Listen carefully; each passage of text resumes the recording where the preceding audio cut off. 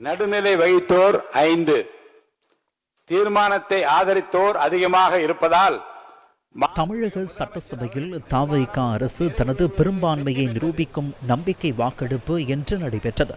நம்பிக்கை தீர்மானம் மீதான விவாதம் இன்று காலை 9:30 ஆரம்பமானதை அடுத்து தொடர்ந்து வாக்கெடுப்பு நடைமுறை ஆரம்பமானது.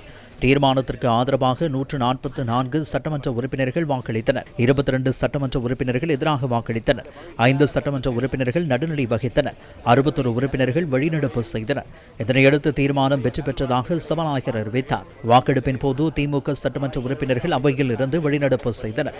இந்த தீர்மானத்தில் அதிமுகவின் எடப்பாடி கே பழனிசாமி தலைமையிலான அணி எதிர்ப்பு தெரிவித்திருந்த நிலையில் SP வேலுமணி தலைமையிலான அணி ஆதரவு வழங்கியது. 144 சட்டமன்ற உறுப்பினர்களின் ஆதரவுடன் ஜோசப் விஜய் தலைமையிலான தமிழக வெற்றிக் கழக அரசு பெரும்பான்மையை நிரூபித்து ஆட்சியை தக்க வைத்தது. நாட்டின் நிரந்தர முதலமைச்சர் மாண்புமிகு புரட்சித் தளபதி அவர்களுக்கு